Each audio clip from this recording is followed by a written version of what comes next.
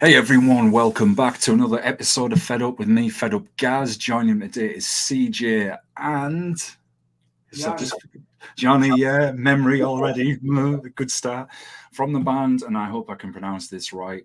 Augurium, is that correct? Yeah, Augurium. We have people calling it aquarium with the bloody logo. So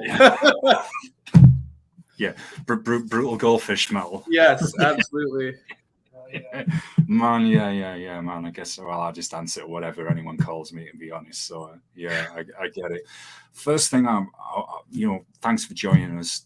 And the first thing though, when I was sent the press release and the promo from John at Asher Media, and I've got to say, the nerd in me before I even get the music, that cover, man, it's like very H.P. Lovecraft, Cthulhu, all that stuff, and then it's like mixed with a bit of like Lord of the Rings. It makes me think of like Aragon and Gimli and them, and like Mines of Moria facing something from, like I say, H.P. Lovecraft.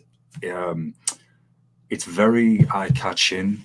It definitely matches the tone of the music, which we'll obviously get into. So I'm really curious, how did you all come up with the idea for the cover, and who designed that for you? Because it's pretty badass, man. So Mark Erskine of Erskine. I'm sorry if I'm butchering his name. Sorry, Mark. He's the one that actually created the art for us, and it's kind of a little trivial fact, but our first release, that artwork was actually done by him back in, I think it was 2017, 2016. That's a painting. Yeah. Wow. Yeah.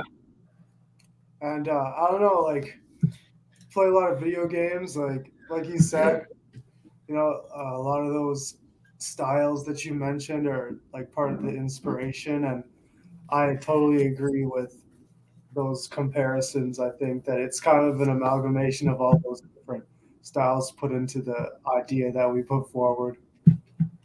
Yeah, it's beautiful, man. I mean, now you mentioned the video games, my nerdy imagination is making me think of Doom, the recent Doom, all that stuff, and Dark Souls, Elder Scrolls. Yeah, man. I've seen a lot of Dark Souls comparison when they're talking about the cover, so that's cool.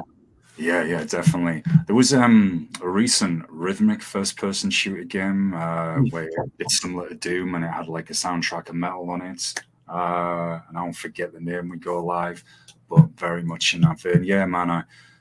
I thought that was excellent, just the way it's arranged, and then you've got the title, obviously, Unearthly Will. It just kind of sets the tone for it. And this is what, as a listener, really stood out to me about your music. This is no ego stroking or anything, but I can hear so many influences in there. You've got slam, you've got brutal death. There's even black and deathcore, black and death, symphonic death.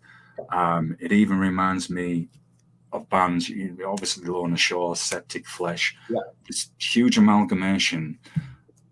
And I've always thought that if you can use classical music in a good sense as well with the brutality, there's something about that that makes it sound killer when done right. And I think you guys do that.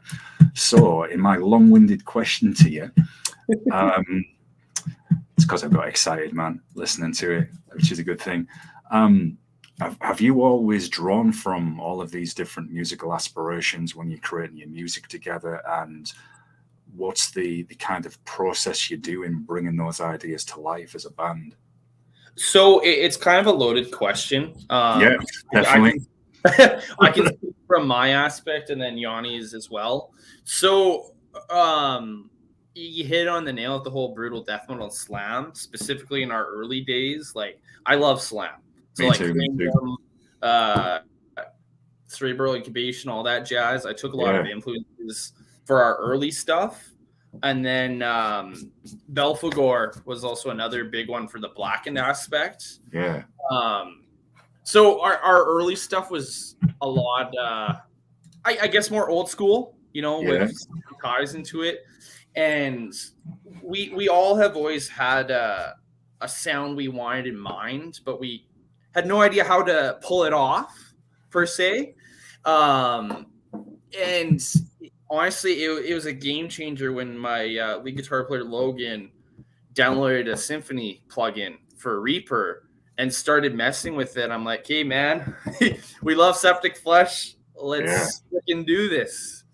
So trial and error. Like, you don't want to hear the first versions of those songs compared to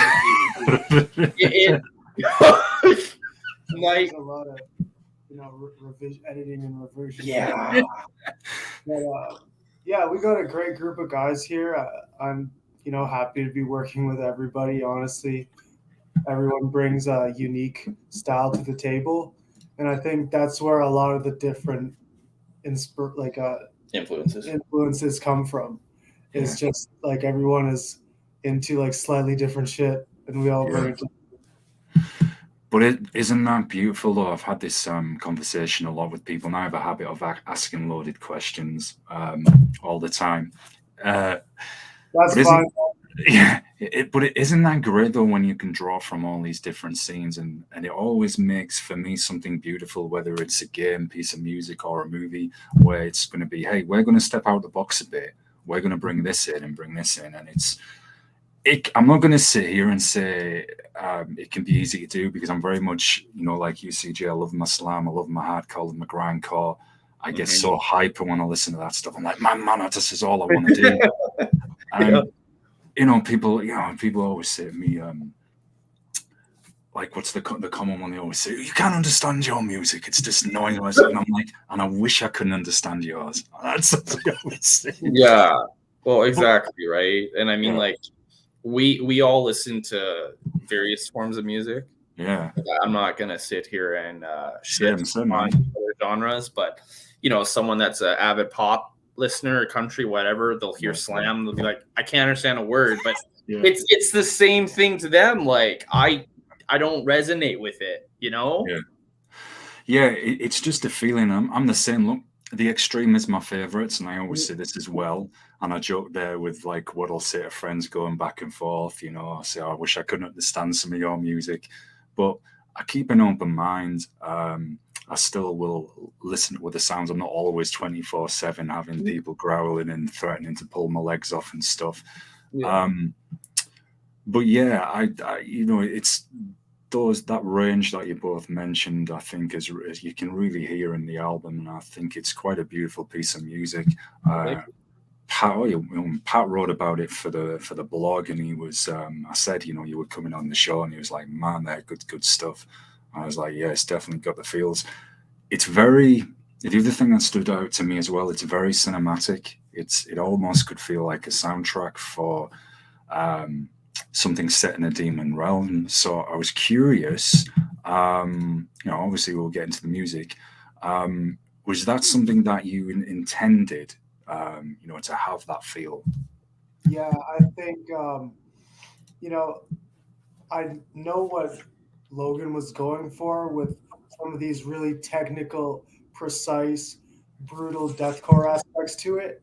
Yeah. And we both like this stuff too, but I wanted to bring the rawness and like the primal aspects of war metal and like first wave black metal to that, to kind of loosen it up a bit in a way, if that makes sense. Yeah.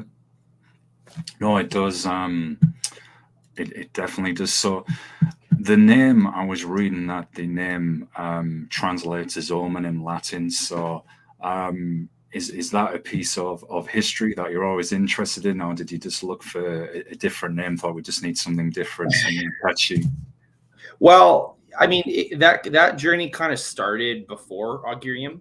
So me and Yanni were actually from a previous band called Scythra, which had the same Latin name, Scytha.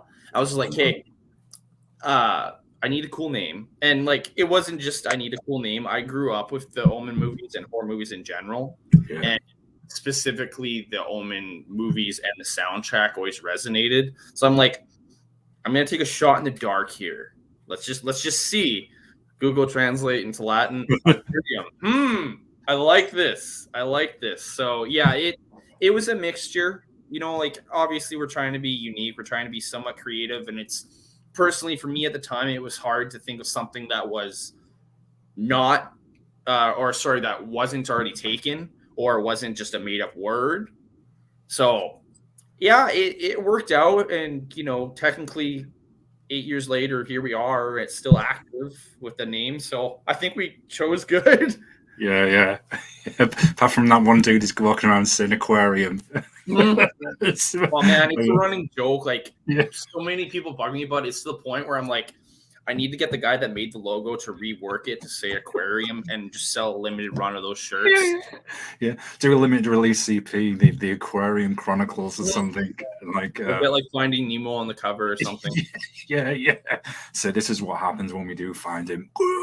Yeah. I really want to see like someone just like genuinely, mistake it for that. That would Dude, like I've like just since the singles have been out, I've just been perusing like looking at Augurium in Google. So like Reddit, there's a bunch of stuff, and there's so many things that people keep saying. Like, I thought this was Dark Souls with the word aquarium on it, and I realized it's death metal. So it's like we got to do something. Fine with me, man. I'm okay with it, but we gotta do some stupid run research with it. Yeah, now you mention that, yeah. Do you know what? I wonder if it's by the band Wormed, Aquarium of Dead Souls, as you just said. I think that song. I think somebody. I'm sure it was a Slam or Brutal Death band have a song called Aquarium of Dead Souls. I'm wondering if it's Wormed, and I know I've got it. But oh well, it's someone. It'll come to me probably during the night. Like, let me know. Slam band Eggs of Gomorrah. It's a band name Eggs like in the title. Oh man, I'm gonna peep that for sure. I'm gonna peep that, man. Just before we get into talking about all the songs, which, as I said, we may have to do another episode. I think I did find it amusing how you all met, that you were playing in Alberta during the summer of 2018, and it was after a gig. And this song, man, it's like, you were starving. It says you had too many beverages and you ended up spending $50 on single cheeseburgers and McDonald's. Hold that thought. Yeah, that's hilarious, man. I don't know where he's going right now. Whoa! I've got it. Shit. I've got it. Hey, we've got authenticity here, man. That's what that is. It's been hanging up there. Yeah, no, we woke up and it was in the van, and I'm like, what the hell happened? Why the hell do we have a McDonald's tray? And it's just been on my wall every place I've moved since 2018, and I'm just gonna keep it going. Yeah, I just thought that was hilarious. It reminded me. I talked with a crossover band from the West Coast in the States years ago, and they'd got the new EP out and everything. And one of the songs was called "Woke Up in the Living Room," and I just couldn't get this image out of this dude just in his chair, out of his head, like, how the hell did I get here? So it definitely had those vibes. I thought it was hilarious, man. Absolutely. Yeah. Well, when we go on tour next week, we're planning to maybe have a similar situation. We'll see. Yeah, I just don't want to eat McDonald's the whole tour. That's all we did that 2018 run, man, was McDonald's. And you feel like shit. Oh, dude, seriously, do you find, both of you, when you're at a fest or you're playing shows on the tour, and sometimes all you can literally live on is junk food? That's all the only garbage they have. And as you rightly said, it's like, we all know, you see the picture, looks great, and you get it, and it's like, died of 10 deaths already, soggy and melting in your hand before you eat it, and you're like, I really don't want to put this inside myself, but like, because it's going to come out in 10 minutes anyway, and probably in a violent way. Yeah, during COVID, like, we were getting those stimmy checks off COVID. Like, I was probably spending like money on Skip the Dishes weekly from that. So yeah, put it out. I had it for a while, but it was getting to be too much. You're seriously right, though, man. It makes you feel drowned and physically sick. There's nothing worse. So God knows what to put in that stuff, man. We're not doing that again. I'm gonna make a point to go to the grocery store this time. We're gonna. I'm not saying we're gonna be like full vegan or like health nuts, but like our drummer, he's like a damn near personal trainer. So I'm not worried if we start slacking off. He'll come out with a workout. Yeah, exactly. Mm-hmm. We'll see. Yeah. Oh man. So get turning our attention back to the music just for a second. I can behave myself. The album opens up with Inquisition of the Possessed, which, as it says in the press release, it's very fast paced. Definitely hear that. A lot of headbanging. And then lyrically, it says it's attempting to dispel misconceptions about religion and promoting a discernment. So I just wondered, was that based on things that you've seen in your own lives and witnessed? You want to start? No, that's a you question. That's a full-on you question. Go ahead. Like, I don't know. For the lyrics, it's like, I don't know. I think I want, people to find, the happiness within themselves without having to, like, go towards and look to something outside yourself. Like, yeah, something it's gonna fabricate that feeling. Because otherwise, you just get confused. Like, you got to go with what's in your heart, and like you can look at shit and look at religion and doctrines and stuff, and that can be good too, but it has to like resonate with you and feel good. So that's basically what it's about, like not wanting to be controlled by someone else. Like your private relationship with it and what it means to you, rather than say, right, you have to follow this my way or do it this way. Hey, nothing wrong with what anyone wants to follow, believes in, but as you said, it starts from within yourself first, and happy there, and it works to you. And I think you're very right, Yanni. It's a private thing as well. It's private to you for what that is. So I just found that very interesting and appealing off the bat. And how did you come up with the name as well? Did you go back and forth quite a few times between yourselves? Honestly, it was kind of Yanni's a bit of a lyric machine. Like, as a lyricist, swear to God, I've worked alongside many musicians over the last decade or so, and not one person can keep up with him, because he'll belt out a song or two, and then 40 minutes later, he's like, "Hey man, I got another one." And whoa. We got to keep up musically. Chill. I love death metal so much. Yeah, I know like what I want with that and what words to put together that, like, people who love the same music will also like. So, I want to like make it connect with me, but also I know what connects with people too. Well, and like I think the process of it I love the most is speaking back to him being a lyrical machine. He had a lot of songs to choose from and song titles, and like honestly, a lot of the music was already written before any of the lyrical content was applied to it. So we had the luxury of being able to view everything through a wide lens and saying, musically, do those lyrics fit? Is there something resonating there? And I think a couple of the songs we went back and forth, specifically at Phantom Parallax. Yeah, I got a lot of help from these guys too. I always like want their feedback and their opinion on it before we go forward and put it on the song. So yeah, it's interesting to hear that you've got this strong personal relationship with the music as well. All power to you, man, being a lyric machine there. It sounds like you've got another budding career there to be a novelist, man, because there's a lot of people dude, seriously, I'm not patronizing you at all, man. That talent is rare, because I ask this a lot to bands, and people in the arts as a whole. How do you come up with the creative process? How do you form your ideas? Yada, yada, yada. And a lot of people will say sometimes they'll have to take that like break, time away, a couple of days for the ideas to come back with any form of writing. So if you can you've got something within 30 or 40 minutes of the next one, I mean, you can write the next 5 albums before the guys have even had a chance.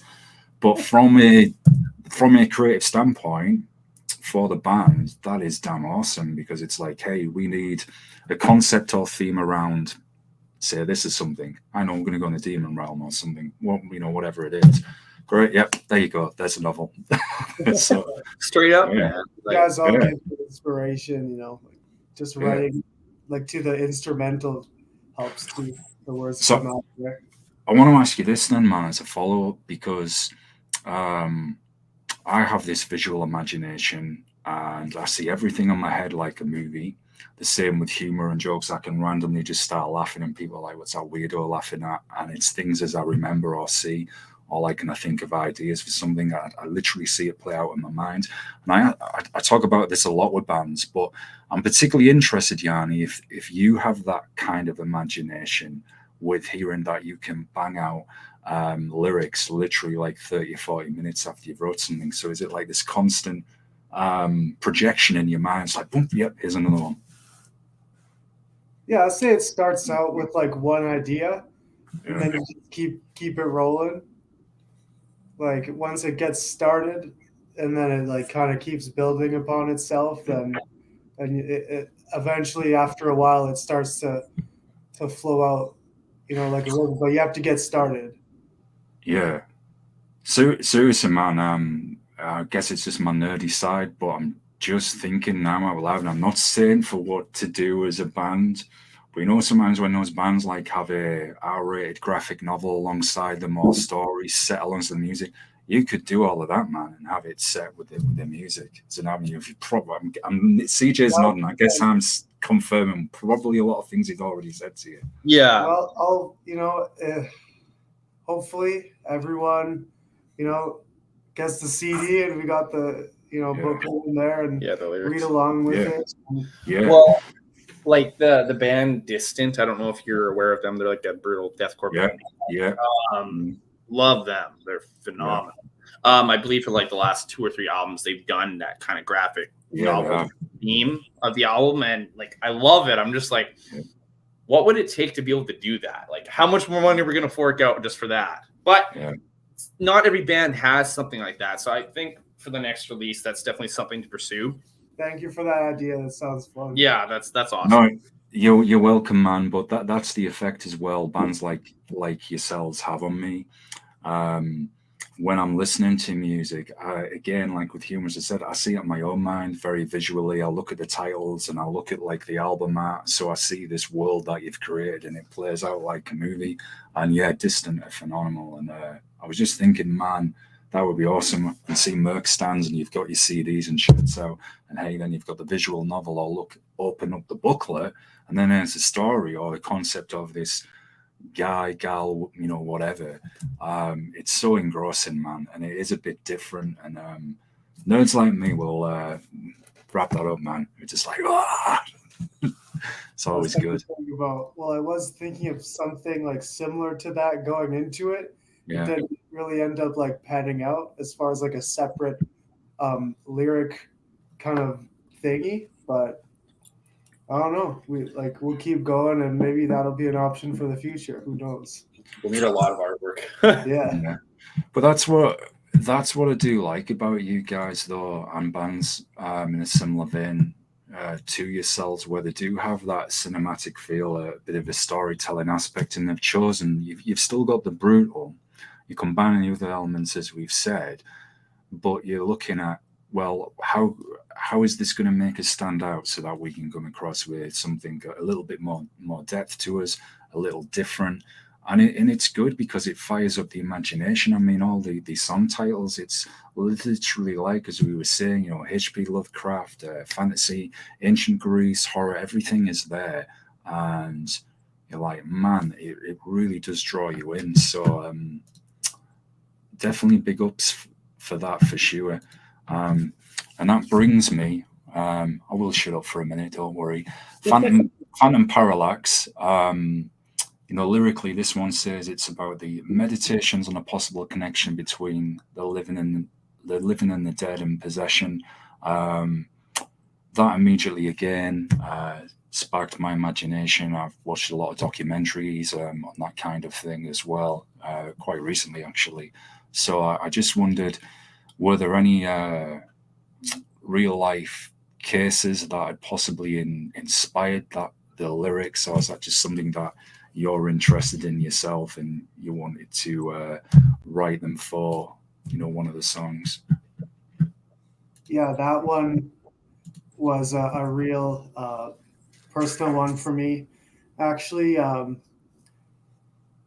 I kind of wrote it for my grandma. Like, she just died recently, like this past few months. Oh, sorry, man.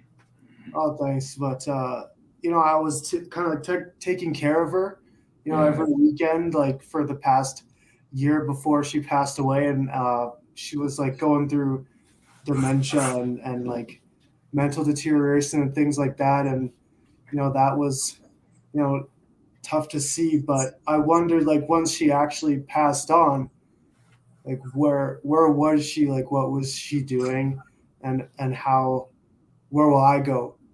And I've had some like weird experiences with like ghosts throughout my life, possibly. Maybe it's just like my own schizophrenia and shit like that. But yeah, I really was fascinated by that whole concept, and I wanted to bring it into the lyrics of a song.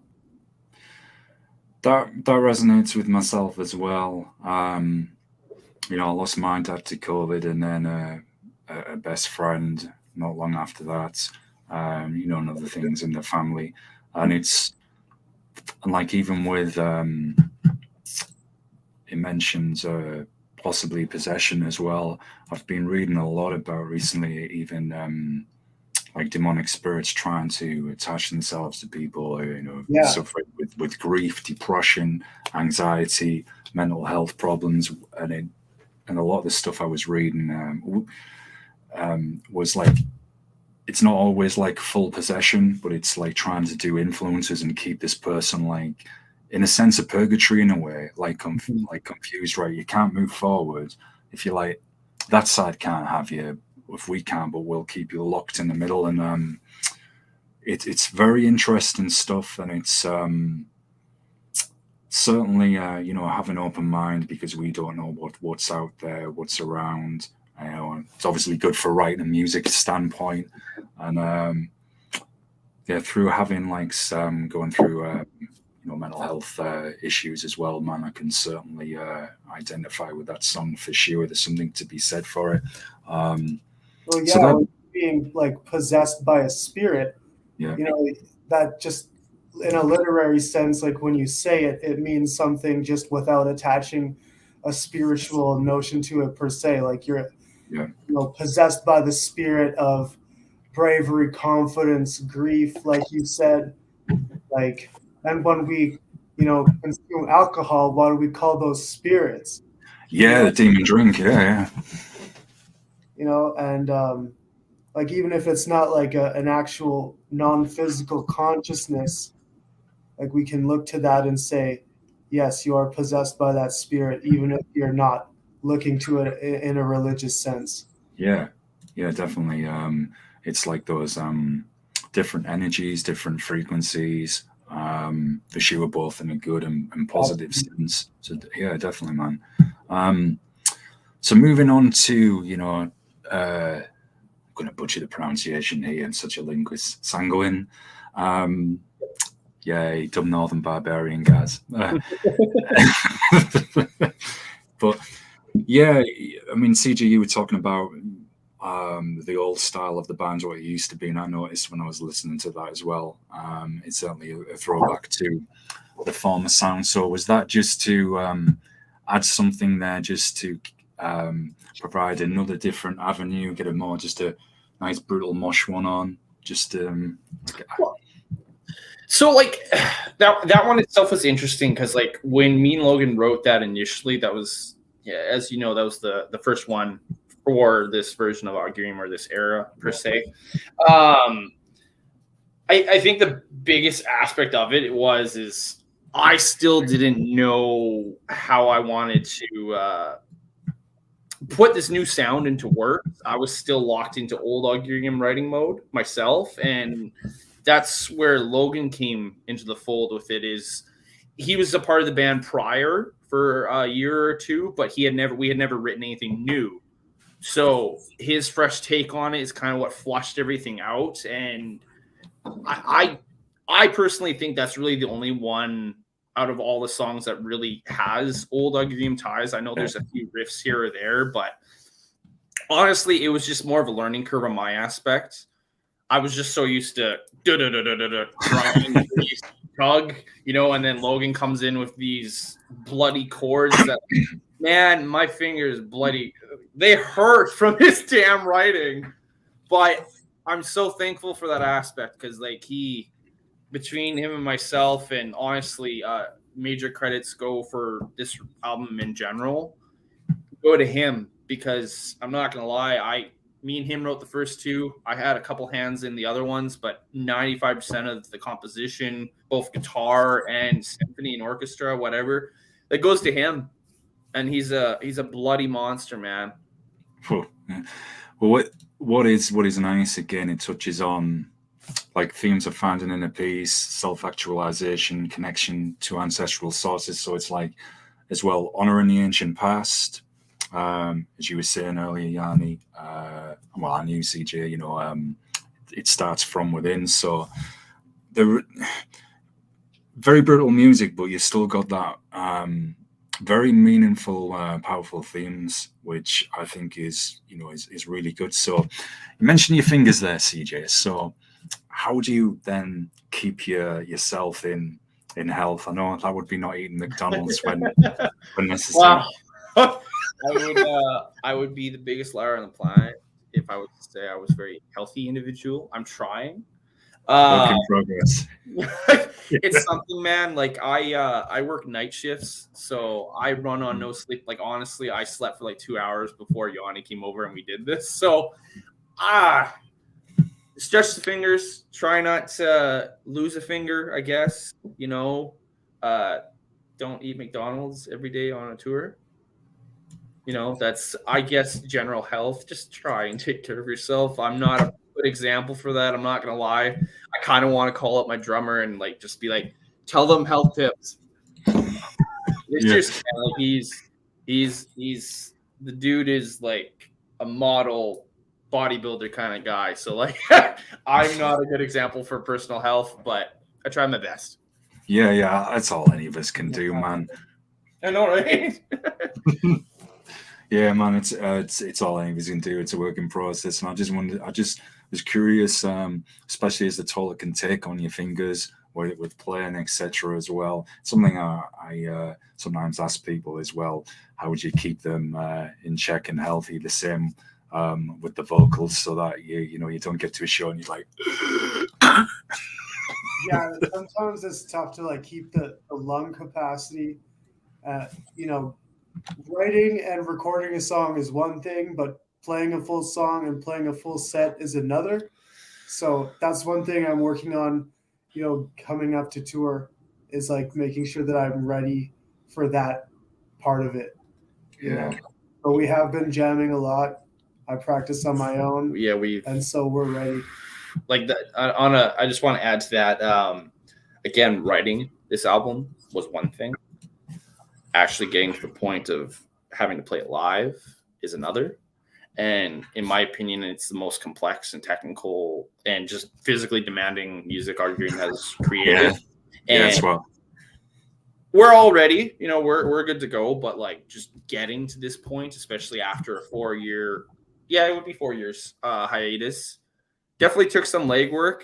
Like I said in a previous interview a couple weeks ago, I hope my headbanging stamina, because I'm known for windmilling and doing all my stuff. I hope I don't fall off the damn stage. Oh, bro. Yeah. You got it, bro. I'm gonna fix it right now. We don't promote this, by the way. Yeah. It's just how can I say? It's alternative stimulation for personal meditation. That's how I'm going to describe it for anyone who's listening. Yeah. Pardon me. I remember. I actually. This is quite funny. I was talking to. Is it Dan from Hooker Spit? I know you're doing a show with him soon. He hit me up with an email. It's interested in coming on the show. And I hit him with one really, really quick back. And as soon as I saw the name, that made me giggle.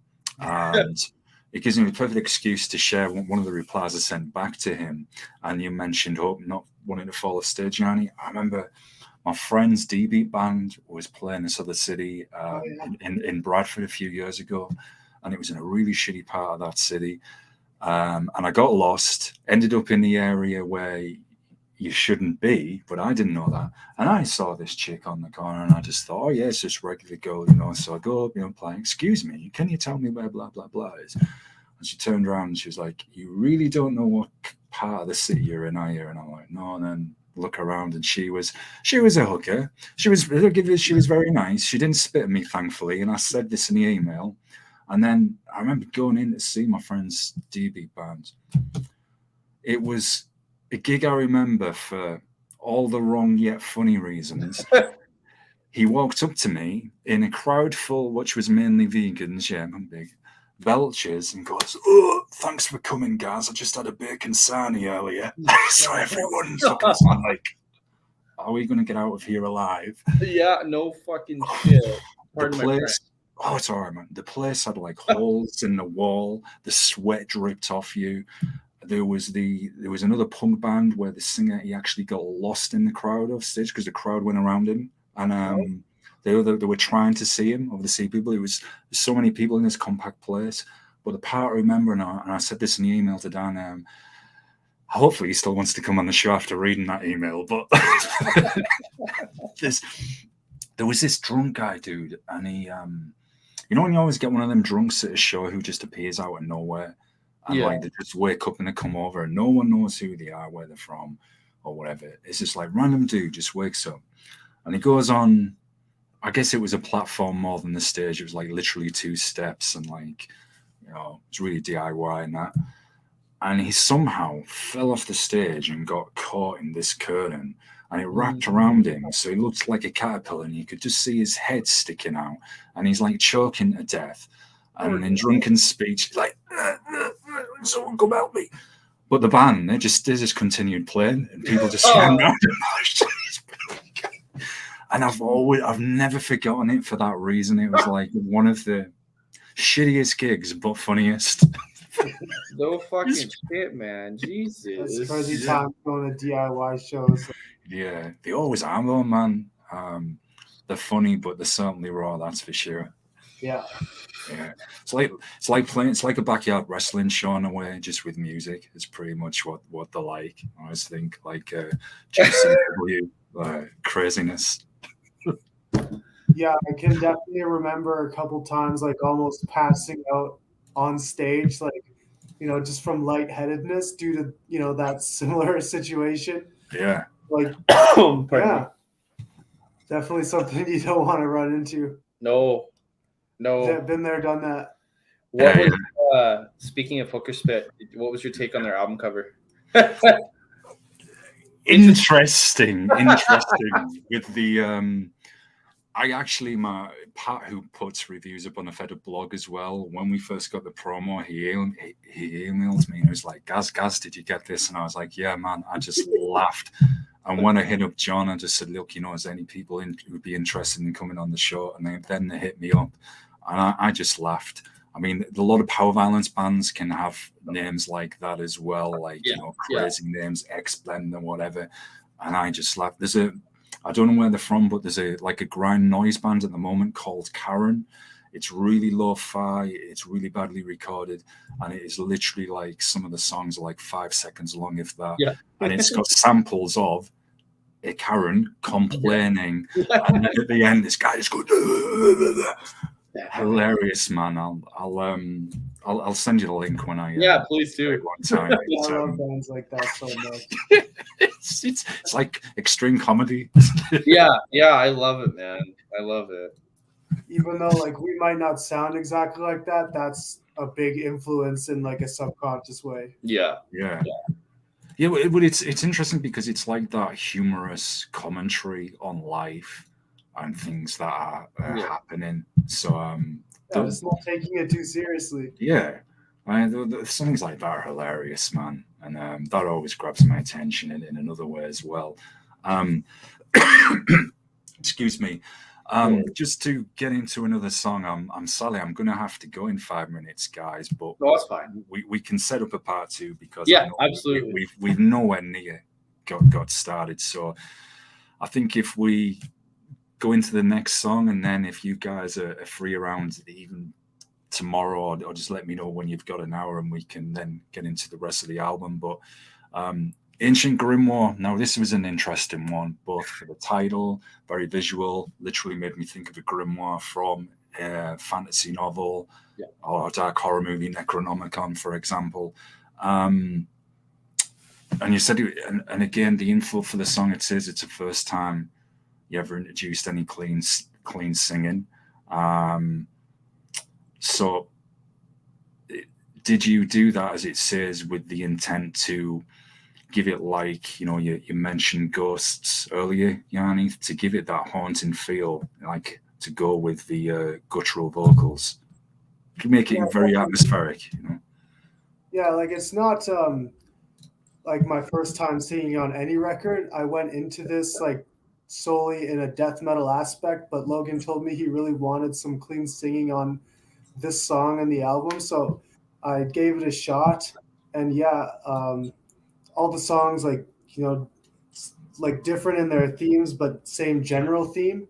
And yeah, I think I wanted to do that, and layering the like screaming with it was kind of like a last minute decision, which everyone was down with. So yeah, because I think initially it was there wasn't multi-layered vocals. The gutturals didn't come until later, and the cleans took more of a spotlight at that time. But I think we all mutually agreed that if it's present but not in the front, I think it turned out really well for what it was. And I mean, like, no one's hating on us for it. It's being well received. So I'm very excited to play that one.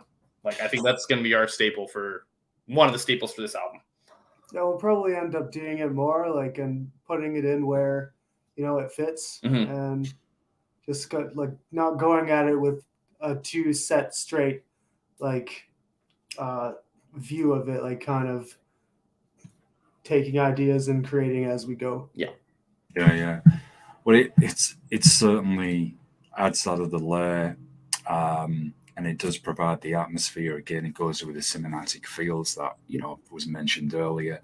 And yeah, let me know what the live reaction is to that one as well. It'd be really interesting to hear how people take to it. Again, very curious. Me too. I bet you are. Yeah, it's going to be our closing song every night of the tour. So we're first single, ending the night with that song. I have a feeling people are going to like it. I'm not going to lie. I'm really hoping people know it enough that they start singing with Yanni. Like, that'll warm my heart. But who knows? We'll see. Yeah. Yeah. See us on tour. Come see us fuck up. Let's go. Yeah, definitely got to get to it, man. I mean, you're probably used to people coming up to you doing their best version of a guttural rendition, so you'd get a different aspect there. Yeah, some drunk guy. A funny tidbit, honestly, I was last jam, I was trying to take a crack at it, because, like, specifically Grimoire, Logan does backing vocals with him, but I suck at it, so I attempted, and I'm like, we're not doing that again. You and Logan can do this. I will just headbang and play guitar. So I a drunk guy going up to him trying to do it. We're just like doing the breakdown at the end of Phantom Parallax, but instead of doing those raw gutturals, it's like yeah, we literally, instead of going low, we were going high. So it's just stupid. We're not doing that live, but it's just stupid stuff for jam. We want to see everyone out there doing any version of it that they want. We just want people to have fun and enjoy themselves. Well, that's what it's all about, that interaction, getting everybody involved, having a good mosh, getting down, man. I was only saying this to a band recently. There's nothing worse when you go to them shows and you know that everyone's just stood there. Yeah, man. I hate those shows, man. I can't stand it, man. Like, don't get me wrong. I know you got to go in a moment, but don't get me wrong. All right, sorry, man. We're still going to play our hearts out. Doesn't matter if people are standing there. There's 2 people. There's 100 people. We're going to still do our stuff. But the more people give us reaction, the more we're going to give them. You know? Like, there's always that minimum level of showing our passion for our music. Like, that's never going to change. But the more people react to us, the more nuts we're going to go. So it counteracts each other. It's just going to keep going and going and going. And I'm so excited, because I know I know a lot of these shows are going to be nasty as fuck, and I'm excited. I can't wait. And thank you guys for giving us a platform to talk. Yeah, about the thank you, man. We haven't finished yet. This is just the warm up. So Yeah. you're very welcome. This is just the warm up because I'm conscious of the fact people will see this battle and thought, right, they haven't done much. Right, there's a part 2. There was a complete, I'll say, gas up with the time earlier. I thought we were on an hour, like 60 minutes earlier than actually arranged. So usually I could go until 8 Eastern easy. But on Wednesday, sadly, I can't. So I was like, when I realized, I was like, oh man, there is so much to get into with this band. So you're both very welcome. Folks, don't forget to support, subscribe, smash the mosh likes. We will be back. I'm going to quickly talk to the guys off air now. If I can get them back tomorrow, we'll do so. It'll be whenever's best for them, but we will be doing a part 2 ASAP to follow up, where we'll talk about the rest of the album, everything involved with it, all the themes, creativity and music, of course, and then some random little tales here and there, probably. A bit of silliness, always a good thing. So seriously, folks, we will be coming back. I want to thank you both for joining me, and we will get part 2 organized ASAP. So definitely big ups. Thanks for having us. Take a short commercial break. Yeah, short commercial break. We will be back very, very soon. Hang in there. Yeah, just watch this space. I'm going to look strange in a minute, folks, when I hit end broadcast and I have to hold the pause like this. So, yeah. Support. I can't even say it now for laughing. Support Aquarium. Let's go. Support the fish realm. The fishies of Canada. Yeah. Yeah, definitely. Support those great North Sea fish. Yeah. Oh man, this is like literally a stoner episode. You gotta come to Australia, man. Yeah. Oh man, hell yeah. Okay, folks, we'll see. We'll all be back very, very soon, and we'll start organizing this now. Take care, folks. See you in the next episode.